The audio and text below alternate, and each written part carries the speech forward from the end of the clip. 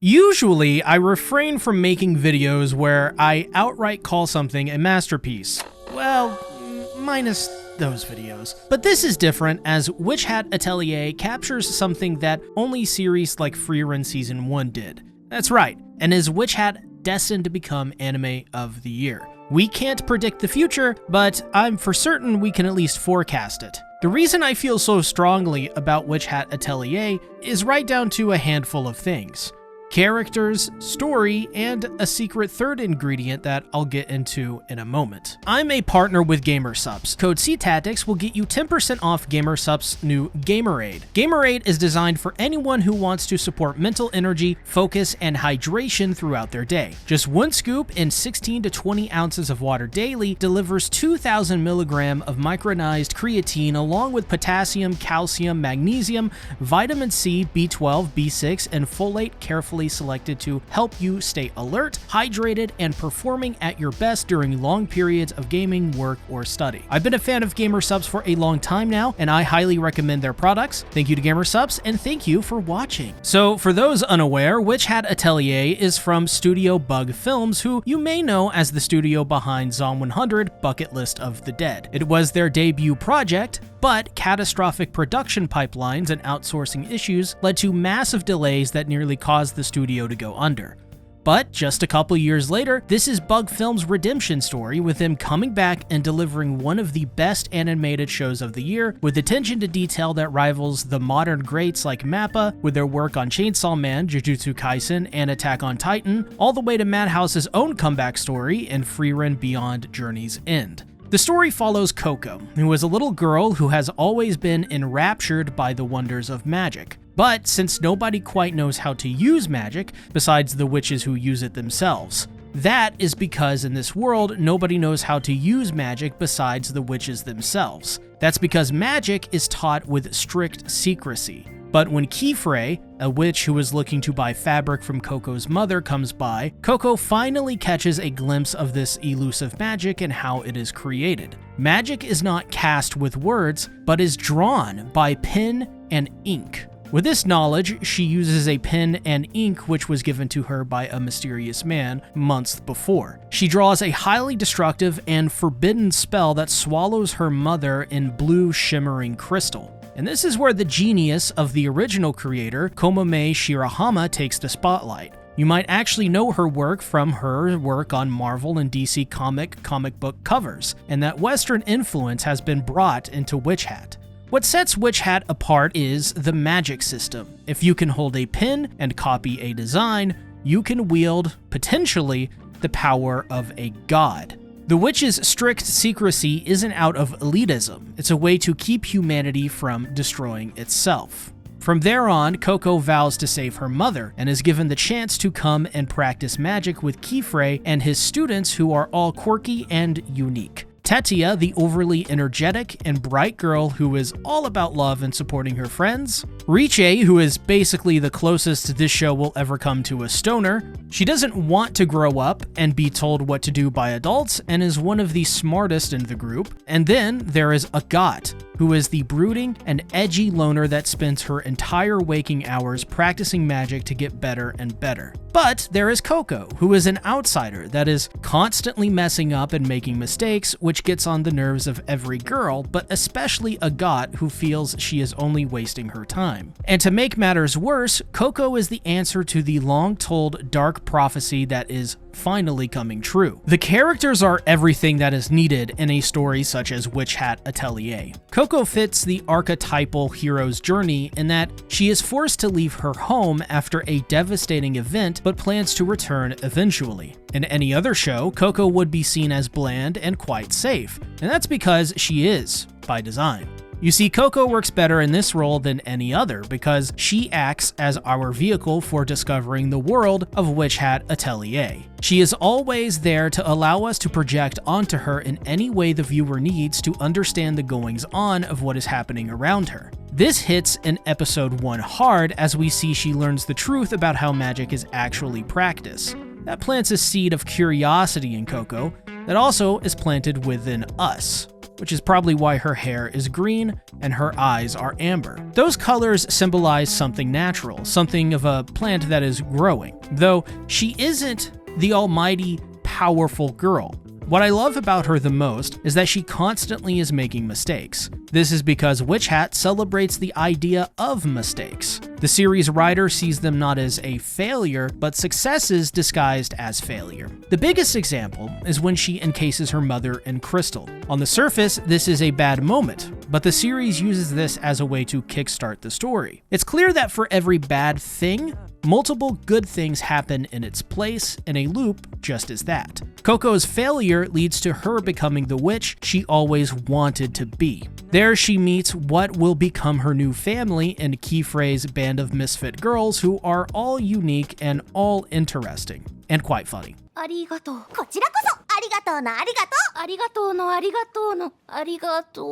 One of the biggest examples is when Coco and the girls end up being trapped in a labyrinthian realm where a dragon threatens to kill them all. Coco ends up making so many mistakes here that it causes her to be hated by all of the girls, even the girls who had previously had her back. This causes her to spiral mentally, but eventually she is able to overcome this and earn back respect by using a spell they all made up together to defeat the dragon in the way a group of 12-year-old girls could do with fluffy cuteness.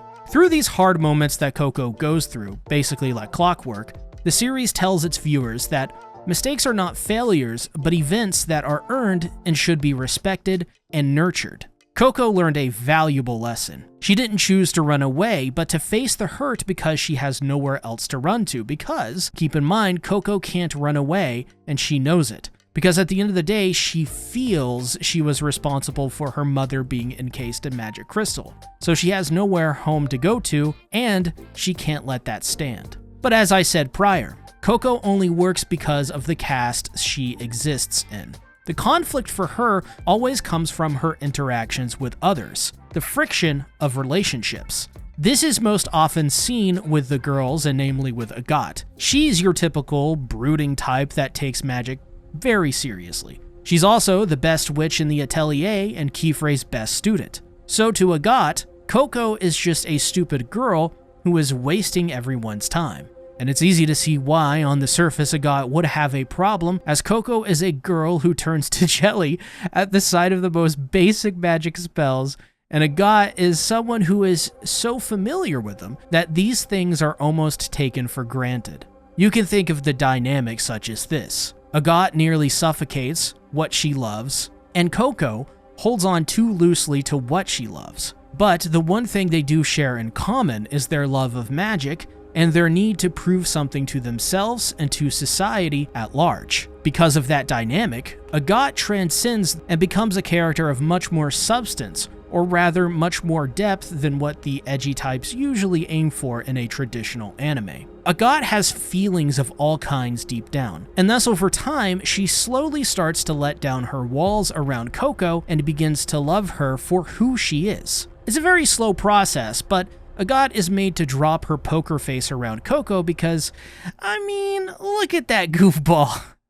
She melts the exterior of anyone she comes into contact with simply because she seems to be high on life itself. I actually can't express how much I personally love Coco and Agott, as I think these are two opposites that are attracted to one another as almost forces of nature. It's not only wholesome to see how they grow together, but also how they clash and hurt each other's feelings, and then ultimately learn a valuable life lesson and mend that broken connection between the two, pretty much each and every time. But I will admit, this means characters like Tetia and Richeh often sit backseat to the main duo. But don't be fooled, because these two characters are packed full of substance, and aren't there for filler. Tetia, for example, is by far the most loving of all of the girls. She's filled to the brim with charm and has an overflowing reserve of love for basically everyone and everything. She's wide-eyed, bushy-tailed, and there isn't much that could bring her down or stop her. That's because she's headstrong. And even when she has to be honest with Coco and let her down, even then, it's always out of love for Coco. Which is what I love about this series. Mistakes are presented as raw feelings that cannot be disguised or sugar-coated. Which you think with Tetia, being the most sugar-coated of the characters, would be too nice for her own good.